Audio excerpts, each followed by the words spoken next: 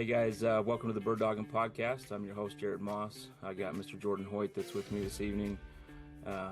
Welcome. We're glad you're here. We're glad you're dropping in. If you're on just listening to the audio on the podcast, welcome as well. We're going to be talking all things bird dogs, from hunting to training, everything in between. So appreciate you for listening. Enjoy the show.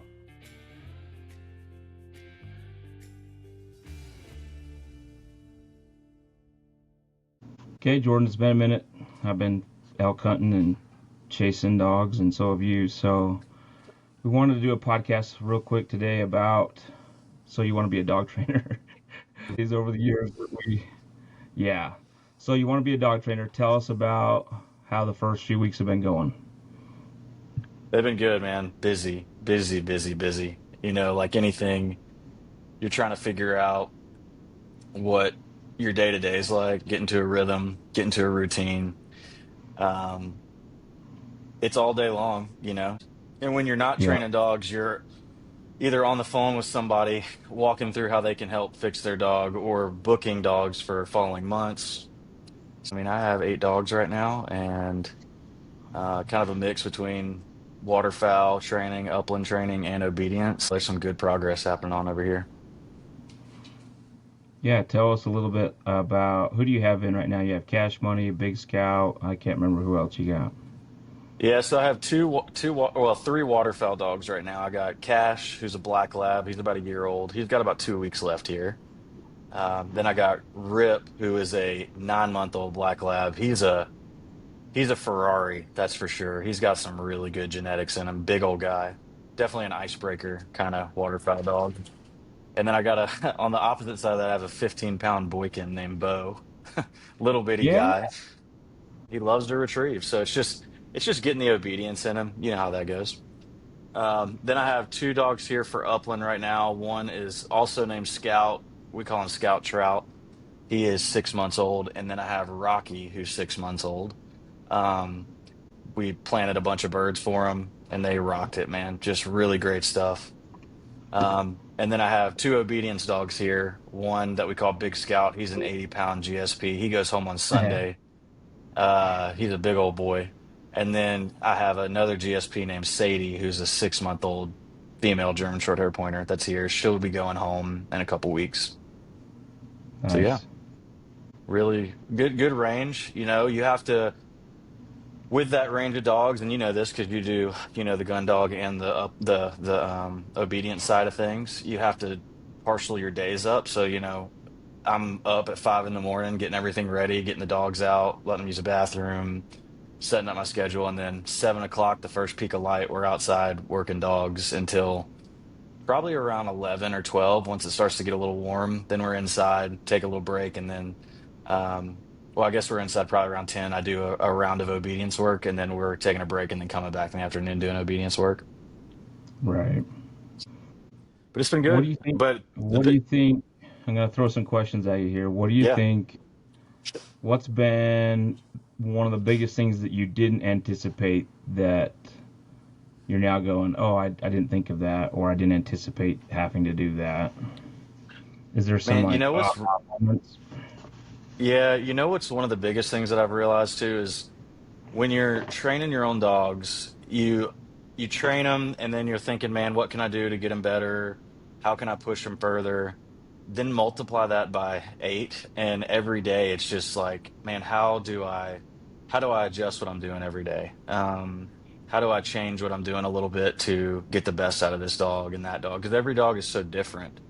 And I think that's what's been a huge eye opener too, is like even within each breed, every dog is completely different. They understand a little bit differently. The foundation's still the same of what we're doing, but some of them take pressure a little better. Some of them need a little bit more of a, sleight of hand with it, just real softer way in, and they understand what you're saying. So, um, the one thing I didn't expect was how fast it would blow up. I'm having to buy kennels like every week now because they're having to add to it. So that's a good problem. Um, Good. That's I don't really know. good. I don't know if I knew that it would be a as much of a everyday thing. It's Mhm. 7 days a week. You can't really take a day off. You can't really, if you do, you let a dog slip. And then for me, it's like my anxiety starts to kick in. I'm like, man, I'm not doing the best for this dog. I'm not doing the best for this owner that sent this dog to me. So it's 7 days a Yeah. week. Even if you take a day that's not as heavy as some of your other days, I mean, you're still having to let them out in the mornings. You're still having to feed them, multiple times a day. You're still having to make sure they're out in the middle of the day. And especially with those obedience dogs, like you have to work them every day. You have them for 30 days. You got to put time into them every day. You can't really slack off with those at all. Whereas some of these hunting Yeah. dogs, some of these gun dogs, they need a little bit of rest sometimes. You can have lighter days with them. But yeah, that's been Right. kind of the biggest thing for me. I got a good laugh the other day when you sent me the voicemail or a text message basically that said, "Well, had my first real true gun dog training day because you went to pick up a dog or something happened. The dog, yeah. I Tell me what I happened gotta that day. this is You a got a this good is a story. good ins yeah, this is a good insight to like my welcome to dog training moment. So, I'm probably 2 months in full time now, and I have a training ground that's probably about an hour away from me. I have different training grounds. I try to get different exposures to different dogs. That way they can kind of get used to this kind of brush and this kind of water and this kind of terrain. So I had one Right. that was close by one of my training grounds, and the lady is a teacher. So, and she works at the Texas State Fair. So I was like, you know what? I'll help you out. I'll pick up the dog. Why not? We'll do the pickup lesson there, kind of go through it. It's not a big deal or the drop off lesson there. The pickup lesson, you're going to come here and we're going to work, but drop off, totally fine. I'll take care of this. So we do all the stuff. I have a crazy day. I'm, working dogs at the beginning of the day, working super hard. I mean, I jump in the truck. I'm eating a sandwich in my truck, drive to training grounds, train more dogs, pick up this dog, and we get about 15 minutes down the road, and she is in a crate in the back of my truck. Not in the back, not in the bed, but in the cab of my truck, and I just hear, "Bleh, bleh," and she just gets car sick and throws up everywhere. So this is probably 8 o'clock at night at this time. I mean, it's getting dark. I think by the time I got home, it was dark. Um, Yeah. so I get home, like, man, so I get her out. I got to give her a bath because she's covered. I have to clean out the kennel. At that time, I got to let the dogs out, the other dogs out. I go to open up one of the dogs' kennels. One of them had pooped in their kennels, was covered in it. Had to bathe that dog, clean out that kennel. Man, it was like 10:30 at night, and I'm still just like, oh my gosh. But I went to sleep. It was probably midnight, and we were back up at 5, getting after it again. I think I sent you a text that morning. I was like, let's go, let's get after it, man. So Yeah. it's a Yeah. it's an all day, everyday thing. You think dog training, it's like, oh, this is always fun. You have the best job. And don't get me wrong, love it to death. It's amazing. But there are days where your your days are cleaning up pee and poop as much as you are training dogs. So Yeah. yeah, Yeah. man. There's some other trainers that I've Yeah, you send a big poop photo to somebody else. Like you want to be a dog trainer, and then you send one of those gag a maggot type pickup cleanups, and you're like, gosh dang it! Nobody tells you Yeah. about the throw up cleanup and the car sick dog and the dog that got diarrhea because he drank so much water or whatever happened. There's You forget that they're living, breathing organisms, and they get tired and wore down and sick, and there's things that happen to them that you're not really planning on because your day-to-day life with just your dog is typically pretty smooth. You take a Hmm. dog from their home, bring them to your place, start doing different type of works, different type of stress, and all of a sudden you have a dog that's like he rocks it really good, and then one day he's just not feeling good, right? So it Yeah. happens. Yeah. Yeah, that's the biggest thing too is learning to read the dogs even better. Like obviously you know how to read your own dog and you learn that over time, but when you're continuously getting new dogs in, you have to learn to read them pretty quick. So Right. you have to learn like once they settle in and some dogs take longer than others to settle in. So sometimes you're like, man, we're a week in and I feel like I haven't had enough progress with this dog. And then they finally settle in and you start making progress and then it starts to go better. Um, Another big thing that people don't realize too is, we're feeding dogs what they're doing at their house. So every single dog I have here has a different type of food and a different Right. schedule. So being super organized is super important here. I mean, Yeah. you know me, I'm big on organization, labeling everything, making sure we have all that done. I have my clipboards with everything on there. So that can be a little strenuous sometimes, especially when it's like, oh my gosh, I got to go pick up my daughter right now from daycare. I need to feed him really quick and get him out and do all that stuff. So, Yeah. yeah. Yeah. It's a full time, you know, I think at our kennel it's at least 3 to 4 hours a day of chores, just Oh, cleaning, yeah. feeding, watering, maintaining everybody okay. I mean, it's a lot, and you can't do it Yeah. without. I mean, at the level we're at, we can't do it without staff. I've got really good staff, and that's the only way Y- I can actually Yeah. function. So, Yeah. I have a high school kid that lives next door to me that comes on the weekends and he'll clean the kennel out. And what we do, I have like a list of like, hey, these are the 3 or 4 kennels I need you to clean over the weekend. He's picking up poop in the yard. He's, you know, feeding the dogs and letting them out. So that gives me a little bit of a break on the weekends where I can just focus on the training side of it. But weekdays, I mean, it's right. daylight to dark every day. There's not really a downtime, you know. And then you put on top of making the videos and going on lives and you know, it gets, and then, you know, too, with clients, you know, you're trying your best to keep the clients updated on everything and send them Right. updates and videos. And some of them are reaching out like, hey, how's the dog doing today or whatever. So you want to make time for them. So there's a there's a part of dog training that's dog training, and then that's like 25% of it. And I feel like the other 75% is the business side, client service side, The business. the sanitation, cleanup, chores kind of side. So um, Right. it's an adjustment for sure. I've been blessed with good clients. You know, there's occasion that you have a client Yeah. that's crazy.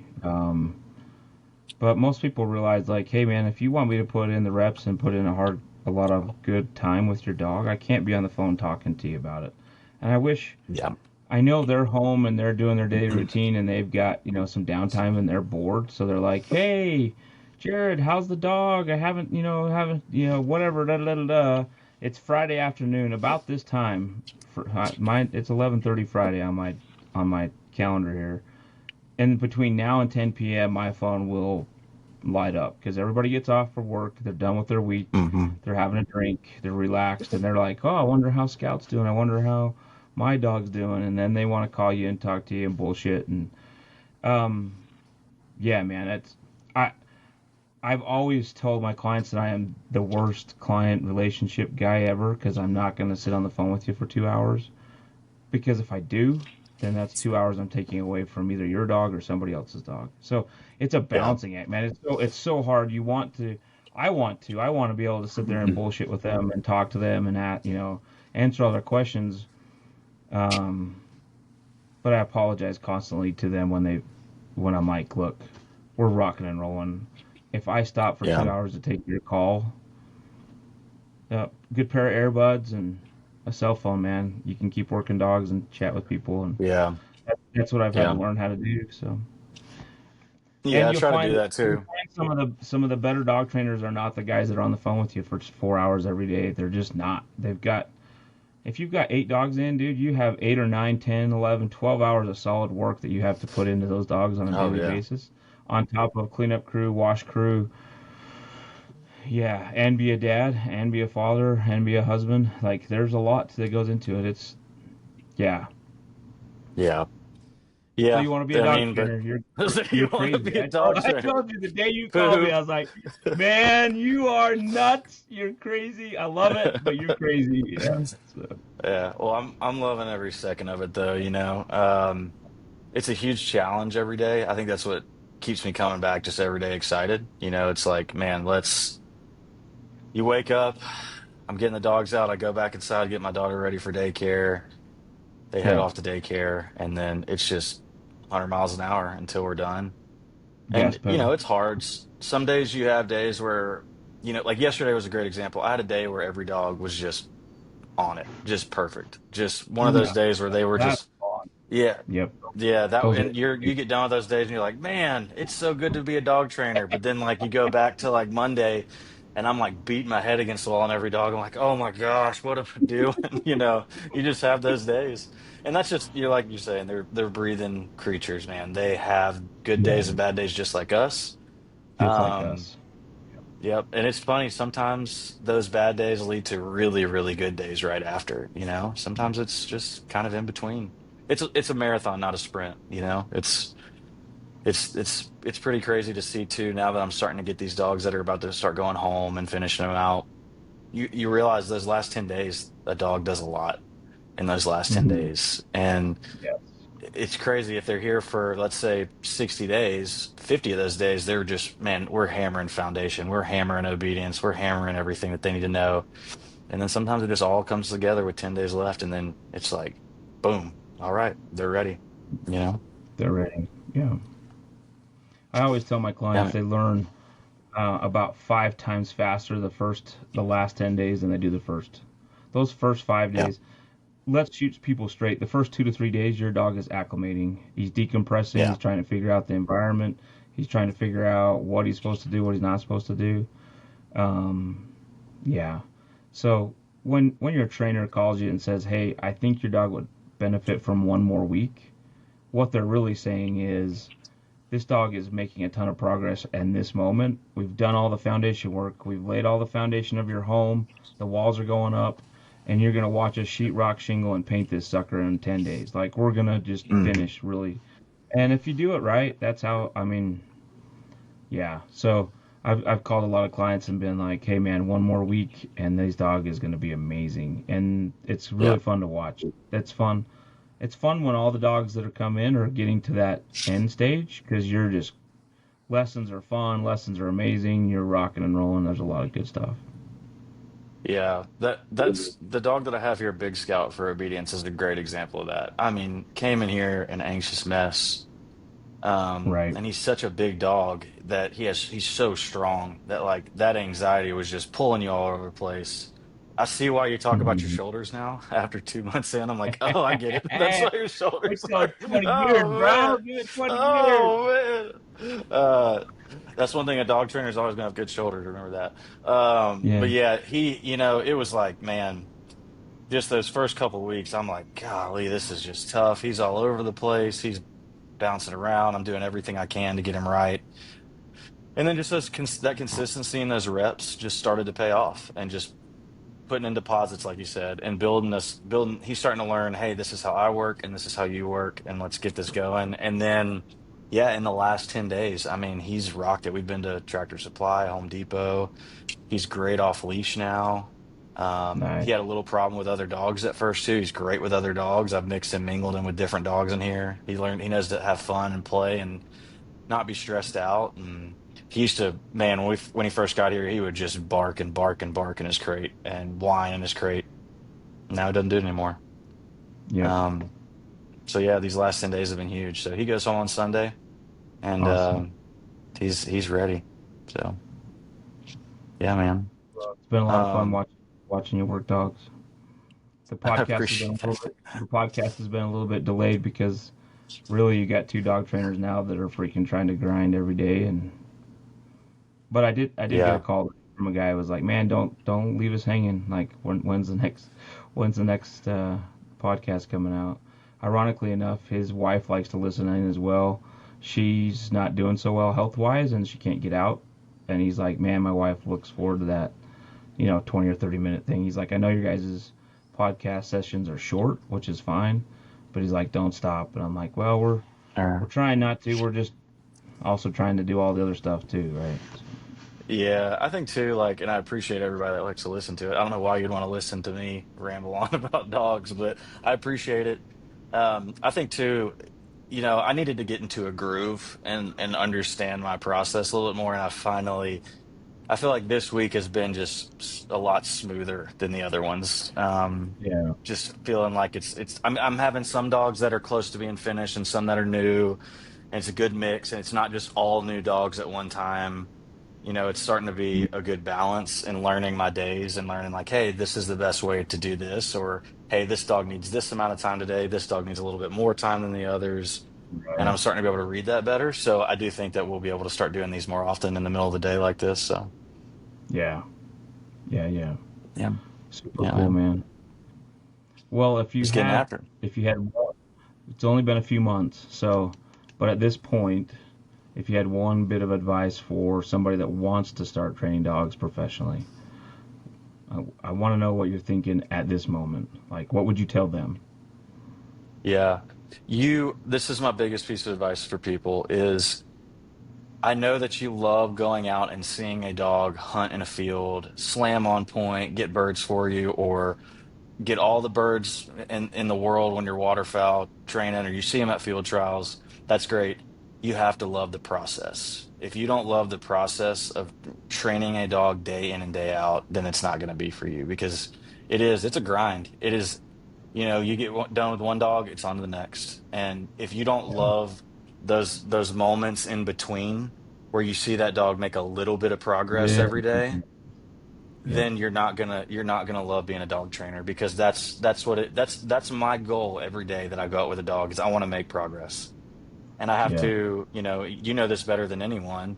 We go into a plan of saying, okay, today we're going to work on this, this, and this. Well, that dog may get out there and not give you what they need to do for those things. So you have to pivot to something else to make progress out of that session.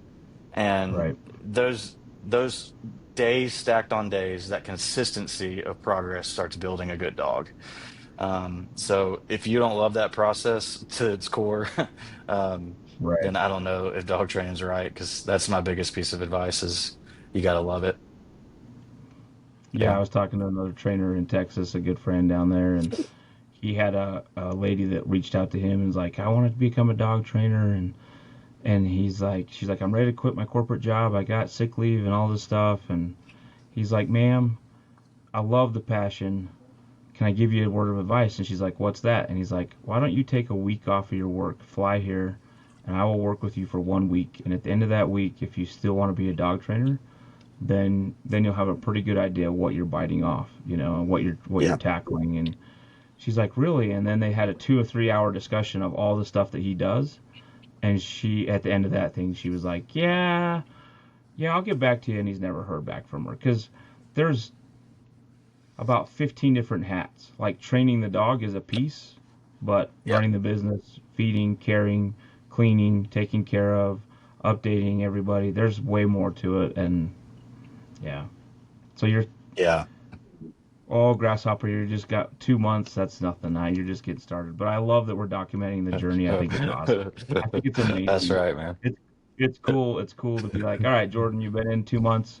What do you think? It'll be fun when it's 2 years, and you're like, okay, I thought I had my systems and stuff figured out 2 years ago. I didn't know shit. Now I've Yep. really done. Yeah.